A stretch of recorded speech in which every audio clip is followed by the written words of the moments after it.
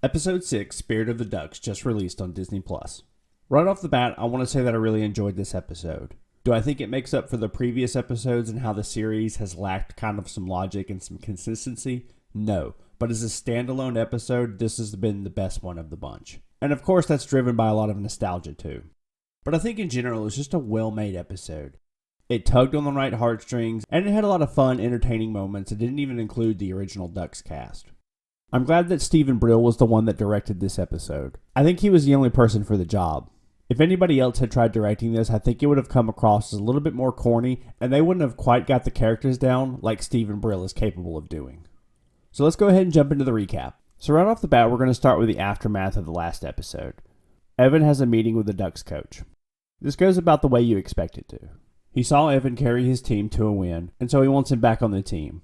This is basically stemming from him losing Sophie, and he had another player that basically broke their foot from the sound of it. He invites Evan to come to their next practice, just to kind of test it out. He doesn't have to make a decision now, but he wants him to be able to come and join the Ducks, and maybe that'll change his mind. You know, honestly, for as slimy as this guy is coming across, he has some really good points.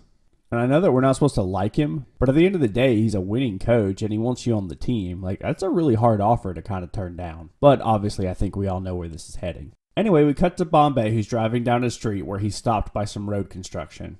His passenger side window shatters.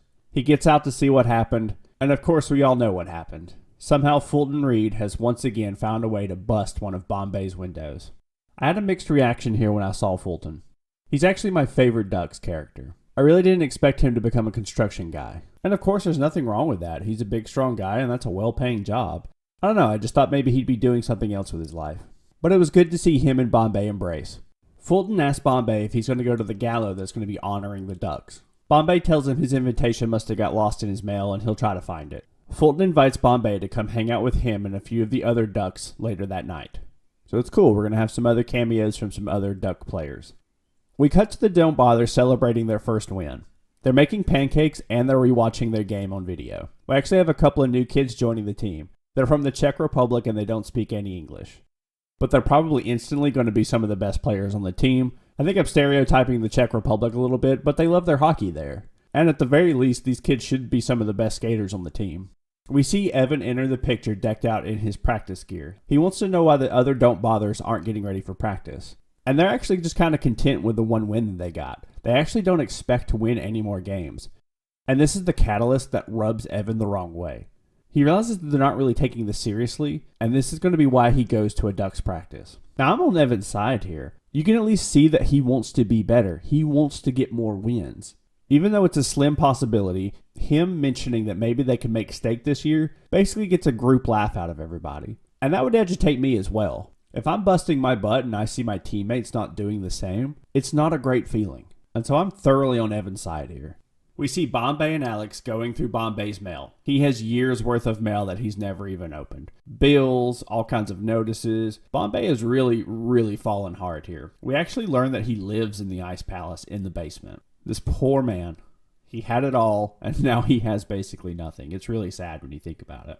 Alex mentions that her boss is actually the head of the committee that's running the gala for this Duck celebration. She's essentially going to ask her where Bombay's invite is. And that's the next scene that we lead into. So a couple of things happen between Alex and her boss here. For starters, Alex finds out that Bombay wasn't actually invited to the gala. Alex's boss tells her that Bombay doesn't exactly embody what the Ducks stand for, and Alex can't believe what she's hearing. This man literally formed the team. Without him, there are no Ducks. After a little bit of some back and forth, Alex's boss changes the subject. 372 sweatpants that were supposed to be in gift bags for the gala were lost at sea. Now Alex is tasked to find 372 custom sweatpants for this gala. This is basically a small payback from her boss because she's been taking time off to coach and mostly because she beat her in the slapshot competition. We see Evan show up at the Ducks practice. He's welcomed with open arms. They cheer him on and the coach is with him the entire time encouraging him. I gotta say, this is a really good tactic by the coach. When you're trying to recruit somebody, you gotta make them feel good. And that's basically what was happening here. He even scores a goal against the Ducks goalie. And to be honest with you, I think it was all staged. I think they were doing everything in their power to make him feel like part of the team and to join back up. So by the end of the practice, the coach once again asks Evan if he's willing to join the Ducks. Evan is still unsure. He's still thinking about his Don't Bother's teammates. So the coach invites Evan to the gala to recruit him even harder. We see Alex drive up to Bombay. Her car is filled with bags of sweatpants. She delivers Bombay the bad news here, and he kind of knew it was coming. You can really see the hurt on Bombay's face. The next scene is Alex's boss showing up at her house to deliver her the rest of the gift bags. She wants her to put them together. Alex isn't really sure why she's being asked this. Alex's boss lets her know that because she's one of the Ducks' moms again, she needs to put in her volunteer hours and help out. Now, while this comes to a shock to Alex, she plays it off like she knew this the entire time. Obviously, she and Evan are going to have a little bit of a confrontation about what exactly is going on. We cut to Bombay showing up at the pizza place, and we see 6 of the mighty Ducks that we all grew up with. Fulton Reed, Kenny Wu, Les Averman, Adam Banks, Guy Germain, and Connie Monroe. I gotta say, it was great to see everybody, and I hope down the road we get to see even more. So they spend some time catching up and getting to know what they've all been up to. It's a really good moment here. It's handled about as well as it could be. We even learned that Guy and Connie eventually got married, and they're still together. Fairly unlikely for people that young to stick with each other that long, but it's a Disney show, so there has to be a happy ending there somewhere. This scene ends with a little bit of confrontation. The Ducks haven't heard from Bombay in a really long time, and they feel like he's abandoned them. There's even a gut-wrenching comment about Charlie in this. Fulton basically says that Charlie doesn't show up because Bombay hasn't been there for them, and that's really sad. It sounds like Bombay and Charlie's relationship grew further and further apart. He was like a father to him, and to hear that was really, really hard. Bombay says he can't come to the gala because he has other plans, and this just infuriates the rest of the Ducks even more. We cut to Evan walking into his mom trying to put together these gift bags. She lets him know that now that she's a Ducks mom, she has to do it, and that's where she wants some explanation from Evan. So Evan lets her know what happened. And Evan is actually struggling to make a decision here. And this was a scene I really liked. Alex basically tells Evan that she can't make this decision for him. He needs to figure it out himself. She's not going to treat him like a kid anymore and make the decision for him. This obviously upsets Evan a little bit because he wants somebody to tell him what he should do. But she can't do that for him. This is 100% up to him. So it was a really good scene. A few scenes later, we see Evan trying to do the same thing with Bombay. Obviously, Bombay is not in the best state of mind to tell somebody some good advice here. He basically tells Evan that he should do whatever he wants and just look out for himself. Again, Bombay is still upset after what happened to him and the rest of the Ducks earlier on. So probably not the best advice to tell a child. So we get to the Spirit of the Ducks Gala. They're honoring Coach T, who is the current Ducks coach. There's pictures being taken, people are having a good time, Alex is handing out those gift bags, and we see the original Ducks walk in as well. We get a funny scene where Adam calls all of these guys cake eaters. The other Ducks let him know that he was the original cake eater, and Adam makes a joke that he would have fit in well here back in his youth. So Evan shows up and we see him talk to Coach T. He very respectfully declines his offer to join the Ducks. Obviously Coach T doesn't understand this, but Evan makes the right decision here and Alex is proud of him. He chose to stick with his teammates instead of doing the selfish thing that he actually wanted to do. That's very commendable. He's once again demonstrating why he's the captain of the team. Evan walks over to the OG Ducks and kind of fanboys over them. Evan tells them that they should go get Coach Bombay. They don't want to do it because as far as they're concerned, Coach Bombay doesn't want anything to do with them. That's why he's not at the gala. This is where Evan corrects them. He lets them know that Coach Bombay wasn't invited to the gala because they're embarrassed of him. They don't want him to be there. Obviously, this changes those Ducks' minds. We cut to Bombay out on the ice practicing a slap shot. The Ducks drive a limo out on the ice. This is a callback to the very first movie when Bombay did this himself. Earlier, Averman told everybody that he drives a limo to work. We found out that he's actually the limo driver. The Ducks convince Bombay to get in the limo and go to the gala. Right before they give the award to Coach T, the Ducks interrupt the proceedings. They get up on stage and they talk about how Bombay is actually the heart of the Ducks. Without him, none of this would have been possible.